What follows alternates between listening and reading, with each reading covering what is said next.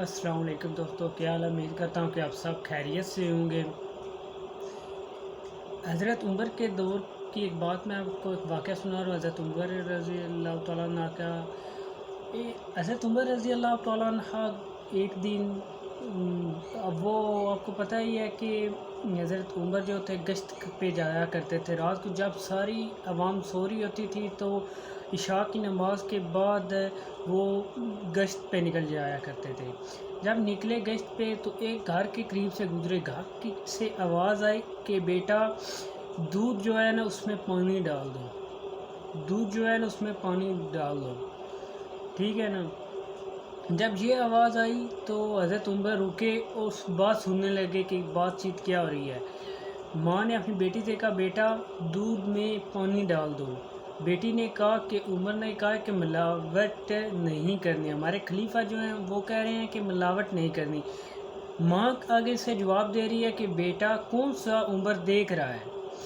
آگے سے بیٹی نے بہت ہی خوبصورت سا جواب دیا۔ بیٹی نے کہا اگر اماں جان عمر نہیں دیکھ رہا تو اس عمر کا خدا تو دیکھ رہا ہے نا، عمر کا خدا تو دیکھ رہا ہے نا۔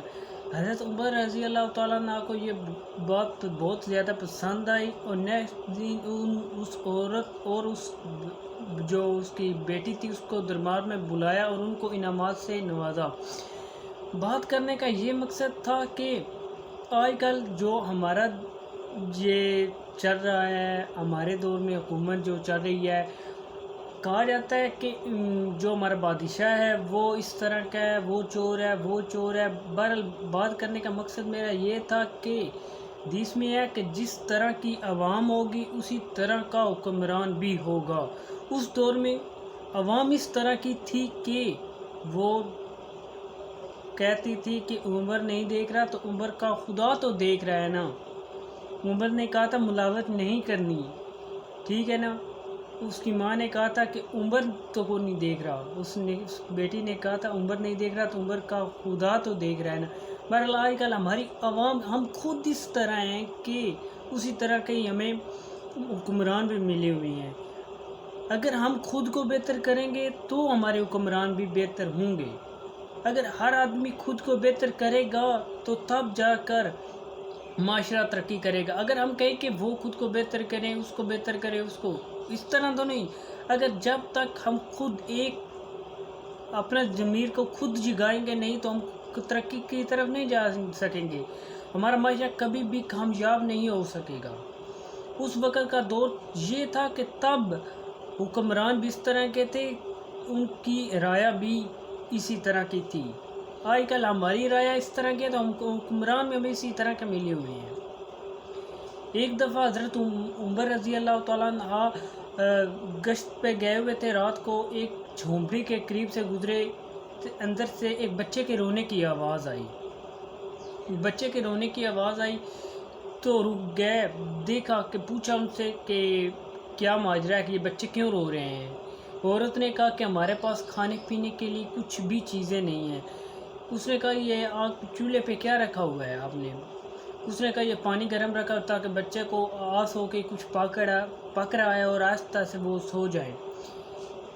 وہ اٹھے، جھونپڑی سے باہر نکلے اور اپنے گئے مالک نعمت جہاں پر جمع ہوتا تھا، سب مال رکھا ہوا تھا، وہاں گئے اور اپنے ایک خادم تھا اس کو ساتھ لیا اور کہا کہ سارا اس میں آٹا، چینی، اس طرح کا جو کھانے پینے کی چیزیں تھی ایک تھیلے میں جمع کی، اور اس کو کہا کہ اپنے غلام کو یہ میرے کندھوں پہ رکھ دو۔